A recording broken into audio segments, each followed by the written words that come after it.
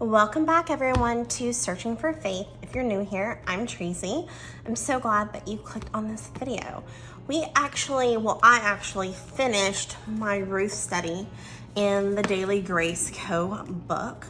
So today's video is going to be us doing our deep dive part. I think this is part 3 of Ruth. Deep dive to do our final notes on 3 and 4 in Ruth. So we're going to do a deep dive on Ruth 3 and 4, and then I will share with you all of my notes. Stay tuned for another video where I kind of go over my biggest takeaways or biggest like the things that shook me the most about Ruth. Like, Ruth is so deep, so jam-packed, full of connections to the gospel.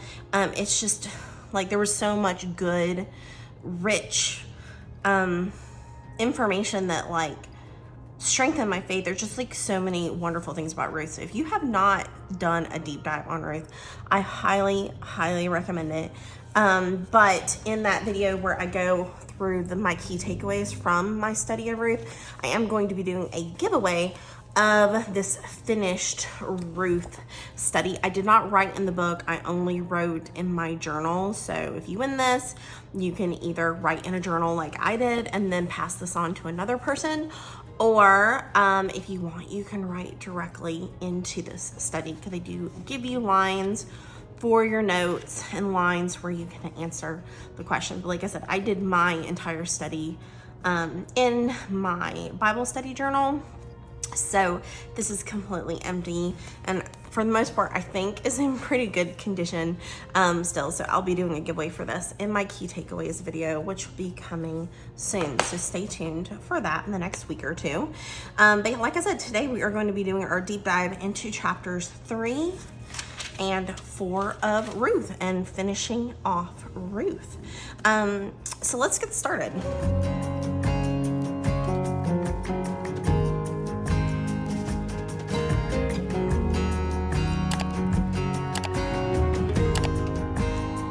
Okay, so for today, we're not really going to be using any methods. We are really just going to be focusing on writing notes in our Bible. So I'm going to be using my study Bibles and then my Enduring Word commentary online to add notes to our Bible as we go. So I'm going to pull out my little hamster, boba hamster, because I love using my flex markers. And then I don't use mild liners in my Bible, so I primarily use my Mr. Pen highlighters. So we're gonna get all of those out. And then we're gonna get out the remainder of my lip pens. All right, let's see. I thought I bought more flex ones. I think these are just standard. I'm gonna put the standard over here on the left. And any that are flex, I'll put over here on the right. Yeah, this is a flex. Flex just means that it has like more of like a paintbrush, like calligraphy brush kind of feel to it. And then the standard Marvila pens, which as y'all know are my favorite pen I use to write in my Bible, are just fine point. Okay, so I got all of my flex ones are over here. I'm gonna get out all of the ones out of here and put them to the side. All right, this one's a flex, standard, flex, standard, standard, standard, standard, and standard. Okay, so all my standard Marvila pens on the left, all of my flex ones on the right, and you will see how I use everything once we dive into it. I'm gonna zoom in for you guys just a little bit so y'all what I'm writing in more detail. And I'm gonna try to keep my Bible in the same place so that there is no issues with that. We'll put our little hamster right there. All right, so we're gonna first start in verse 3, chapter 3, verse 1. And I'm gonna first look in my apologetics study Bible. All right, let's see. I thought I put a bookmark of where Ruth was? I don't think I did. That's okay. All right.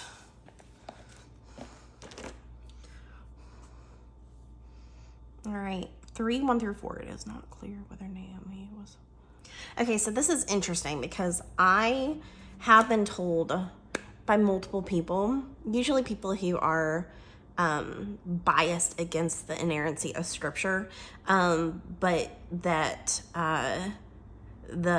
what was happening with Ruth and Boaz was that Ruth was being told by Naomi to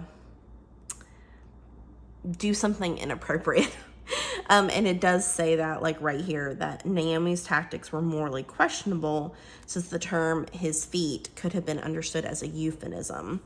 And I have been told that before, that essentially she went and had sex with him.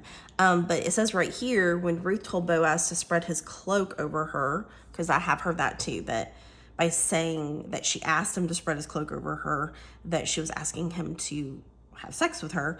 But it says that she was not asking him to have sexual relations with her, since nowhere in scripture do those words indicate sexual intercourse. So I feel like that's a really important point to put out there, because like I said, that I have heard that as like a negative connotation of the book of Ruth, that she did something questionably immoral to get him to marry her, essentially.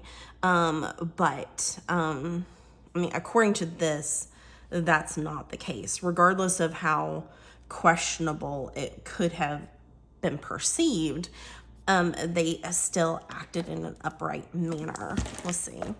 Then Naomi, her mother-in-law, said to her, "My daughter, should I not seek rest for you, that it may be well with you? Is not Boaz our relative, with whose young women you were? See, he is winnowing barley tonight at the threshing floor. Wash therefore and anoint yourself, and put on your cloak, and go down to the threshing floor. But do not make yourself known to the man until he has finished eating and drinking. But when he lies down, observe the place where he lies, then go and uncover his feet and lie down, and he will tell you what to do." And she replied, "All that you say I will do." So let's see. And then 9 says, he said, "Who are you?" And she answered, "I am Ruth, your servant. Spread your wings over your servant, for you are a redeemer." And he said, May you be blessed by the Lord, my daughter. You have made this last kindness greater than the first, and that you have not gone after young men, whether poor or rich. And now, my daughter, do not fear. I will do for you all that you ask, for all my fellow townsmen know that you are a worthy woman. Okay, so I'm just going to take one of my and just kind of highlight this section right here and do an arrow.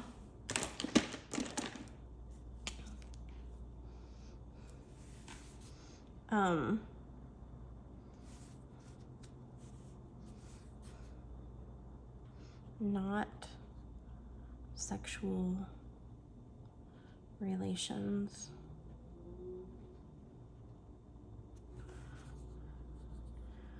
Wings not used in that way elsewhere in scripture.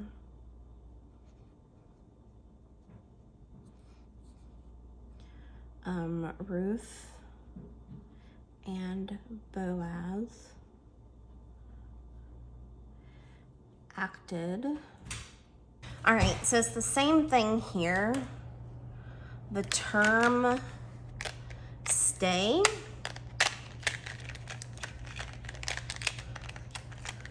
in verse 13, or remain,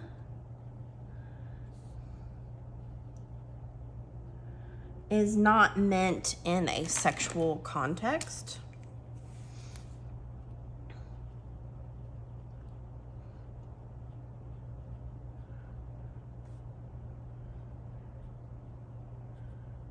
is not meant in a sexual context. Asking her to stay was for her protection.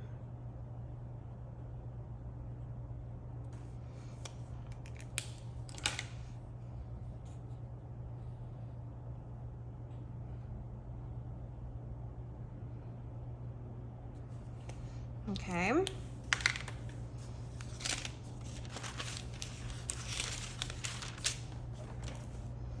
And then it states for 410. Okay. All right, so 410 says, also Ruth the Moabite, the widow of Mahlon, I have bought to be my wife, to perpetuate the name of the dead in his inheritance, that the name of the dead may not be cut off from among his brothers, and from the gate of his native place, you're witnesses of this day. So the part where he says bought,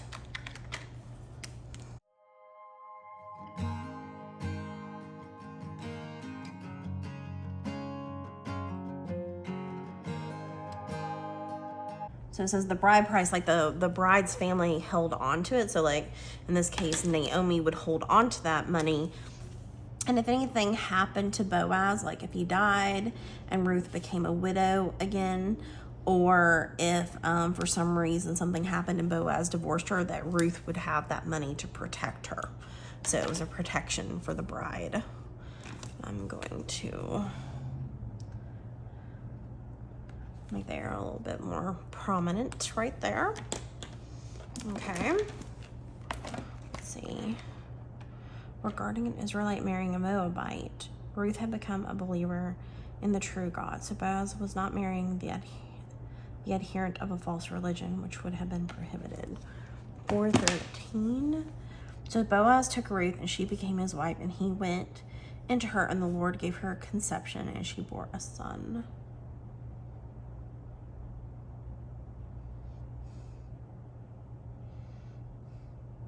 All right, and then this passage, so the 17 through 22, this passage is significant in the larger scope of the biblical narrative. It presents the ancestry of David, which became also the earthly ancestry of Jesus. All right, so I'm going to hide this right here.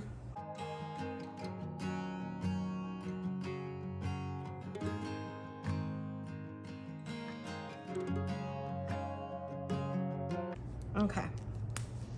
All right, so that's everything that my apologetics study Bible gave me. Now we're going to look at my New Oxford Study Bible. Like this statement right here, that is the theme of the whole thing, that Naomi instructs Ruth acts, and Boaz makes a promise.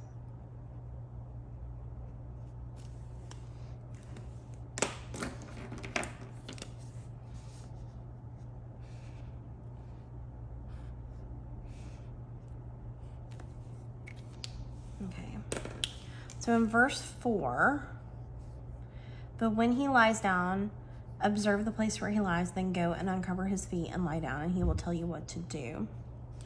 In Hebrew, feet can be a euphemism for like what we talked about already, thus giving a sexual overtone to Naomi's instructions and Ruth's subsequent actions. So in my New Oxford Study Bible, it does remind us that that can be a euphemism. But regardless of what that means, my apologetics Bible said that they still acted in an upright manner, but I feel like I can't ignore that either.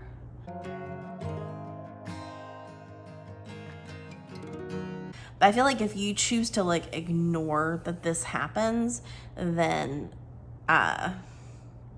you're ignoring scripture as a whole. But so it is possible to interpret it in that way, but it may also not have happened that way. It may have also happened, regardless of what she uncovered. There's no guarantee that sexual relations occurred, and because that term of cover me with your wings or cover me with your cloak is nowhere else in scripture used in that sexual connotation, it is safe to say that regardless of what feet is referring to, that they did not have sexual relations that night. And that him asking her to stay meant that he was protecting her from harm, returning home late at night as a single woman. So regardless of what feet means, it appears, according to the words and how things are translated, that no sexual relations actually occurred that particular night. So just, like I said, I hear a lot of people, usually in a negative way, be like, well, you know what really happened in Ruth, like they kind of talk about it in that way. So you can't pretend that this isn't a euphemism, but at the same time, based on how the cover with your wings is translated in other parts of the Bible, we don't have to construe that it was sexual in nature. It also could have also just been that he asked her to stay for her protection, but by her performing, like doing what Naomi told her to do, she was essentially saying, marry me, and she even says, I am Ruth, your servant, spread your wings over your servant, for you are a redeemer. So she's reminding him, you are my kinsman redeemer, and it is your duty to marry me. So by doing what she did, she was putting herself out there. She was putting her in a place of putting herself in Boaz's hands, essentially. So it was a potentially dangerous situation, but because Boaz was an upright and godly man, he protected her, and chose to make a promise to fulfill his role as the kinsman redeemer and marry her if he was able. So that's really like the overarching point of this passage. All right, let's see. So it's essentially saying in my Oxford Annotated Bible that by being startled, he was awakened in he was scared by Ruth, nightmares essentially, that he woke up being afraid, thinking it was like a demon coming to get him or something. So that's why he was startled. I mean, if you woke up in the middle of the night thinking you were alone and suddenly there was this person next to you, you'd be startled too. All right, let's see. Ruth's request that Boaz spread his cloak over her could be interpreted as a request that he marry her, though it might also be a general request for protection and assistance.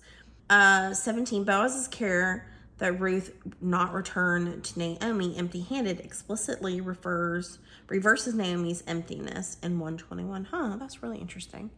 All right, so 17. Let's see. So saying, these 6 measures of barley he gave to me, for he said to me, you must not go back empty-handed to your mother-in-law. I really love that. Okay. Our purple.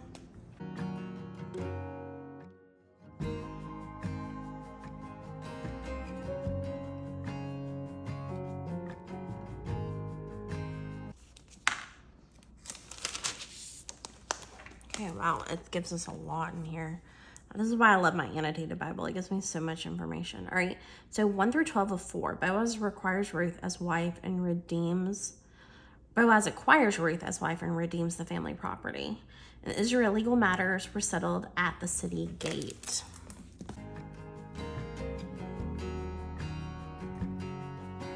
Three through 4, Boaz makes a play on the word for kinsman when he says he wants to tell the kinsman about the land sale.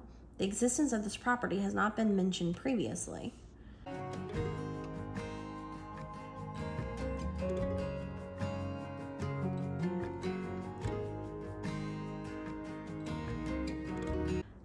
Oh, okay, so this is really interesting. So it says that Boaz mentions the property because he's saying the day you acquire the field, I am acquiring Ruth to maintain the dead man's name. Though under no legal obligation to do so, Boaz states that he have financial consequences for the kinsman if he were to purchase the field. For a child born to Boaz and Ruth would be the legal heir to the property. Thus, through his clever strategy, Boaz ends up with both Ruth and the property. So he kind of like, he has a, Boaz uses a clever strategy to marry Ruth. All right, let's see. So he kind of tricks him, essentially.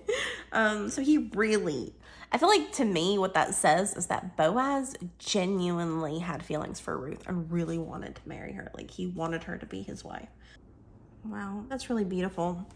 So it says, Naomi and Ruth the Moabite, whose familial and social barrenness the story emphasized at its beginning, are now encircled and celebrated in the name of the Lord by Bethlehem's community of women. I just think that's so beautiful.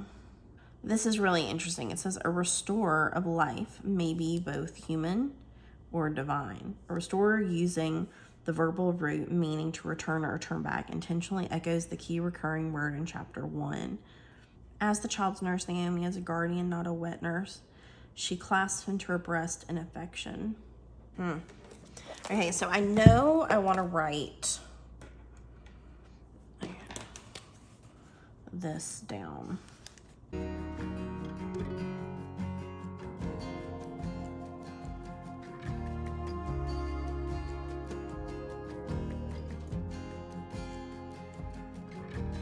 Just think that's so beautiful. I'm gonna highlight this, but in a light color.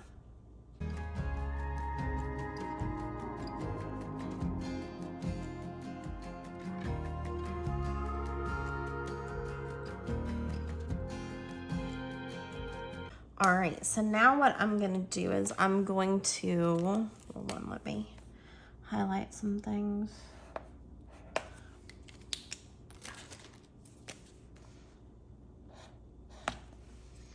Look at my enduring word commentary and see if there's anything else I want to write or add for 3 and 4. But I feel like I've got a lot of good information written down, but we will check. All right, so this is interesting. So the Hebrew word, okay, so rest and security mean the same thing. I think I'm gonna do this.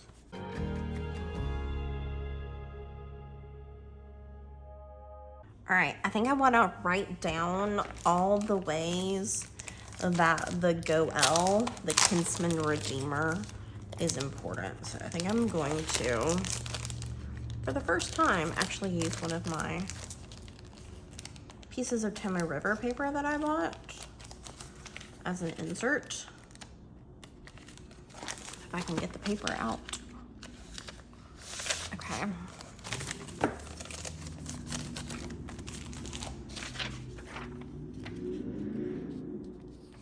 I need to cut a little piece off. Okay, so I'm gonna start writing that down first. So,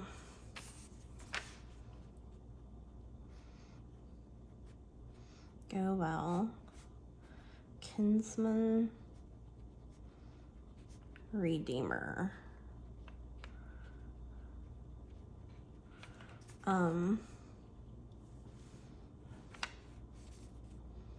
All right, so I'm gonna write down what they do and then the Bible, the connecting verses. So, responsible, oops.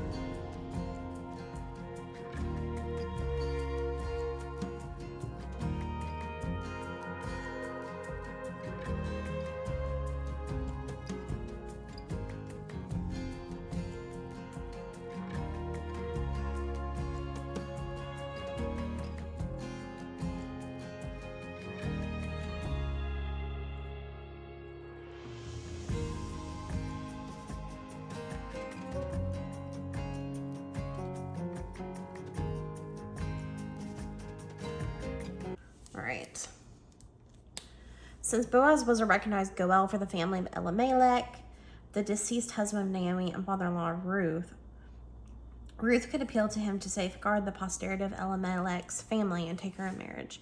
It may seem forward to us, but it was regarded as proper in that day. Okay.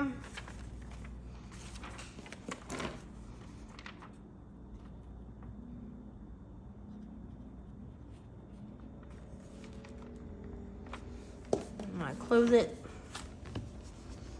All right, while I read this, I'll let that sit for a second. All right, so according to this, and during where it says uncover his feet and lie down, Naomi instructed Ruth to go and uncover his feet and lie down at the appropriate time. Some might think this was a provocative gesture, as if Ruth was told to offer herself sexually to Boaz. This was not how this gesture was understood in that day. In the culture of that day, this was understood as an act of total submission. In that day, this was understood to be the role of a servant, to lay at their master's feet and be ready for any command of the master. So when Naomi told Ruth to lie down at Boaz's feet, she told her to come to him in a totally humble, submissive way. Don't lose sight of the larger picture. Ruth came to claim a right. Boaz was her Goel, her kinsman redeemer, and she had the right to expect him to marry her and raise up a family to perpetuate the name of Elimelech. But Naomi wisely counseled Ruth to not come as a victim demanding her rights, but as a humble servant, trusting in the goodness of her kinsman redeemer. So humble, submissive way. I'm going to write that down. All right, let's see. So, yeah, that looks really good. Okay. So I'm going to write that right. Which color do I want to use?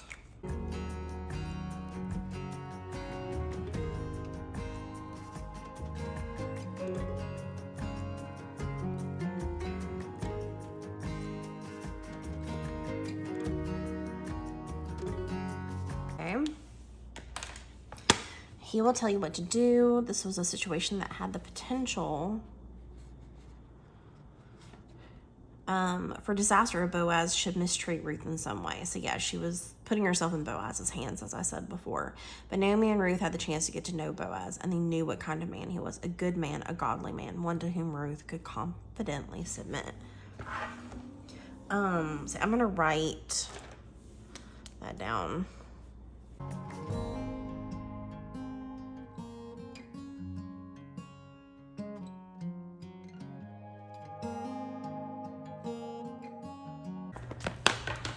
All right, so that is all. All right, so we made note here that this section is Naomi instructs Ruth, Ruth acts, and Boaz makes a promise. Seek can also be translated as security.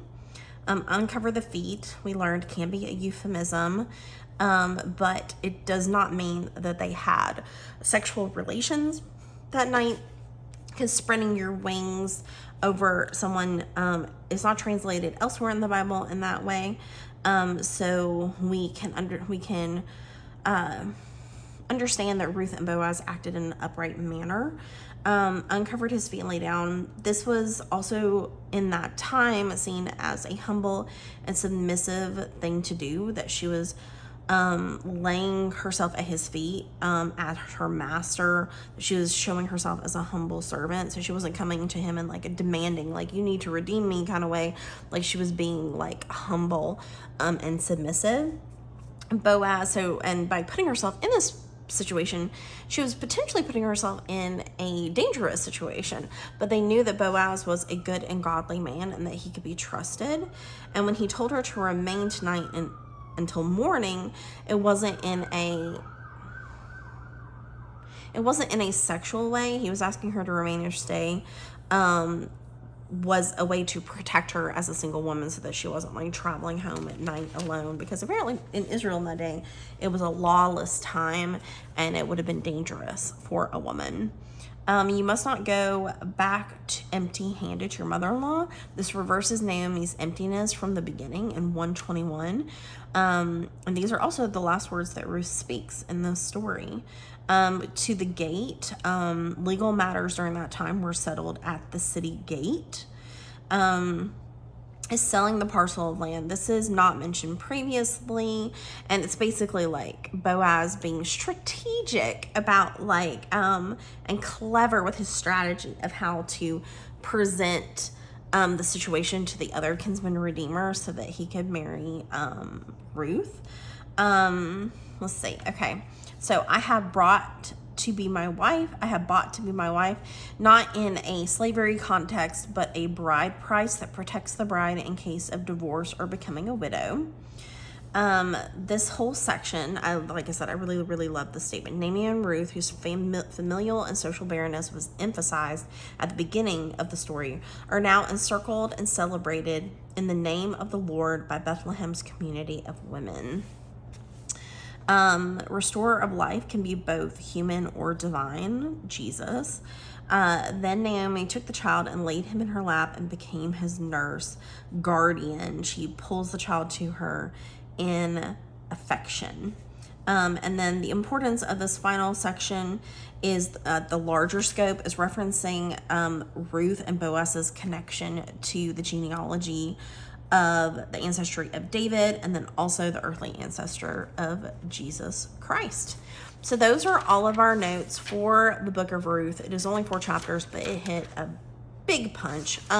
We also did our kinsman redeemer notes here, so you can go back and look at the references to all the ways that a Goel or a kinsman redeemer is referenced in the Bible. They're responsible for buying a fellow Israelite out of slavery, for being an avenger if a family member is murdered, so ensuring that the person who killed them is held responsible.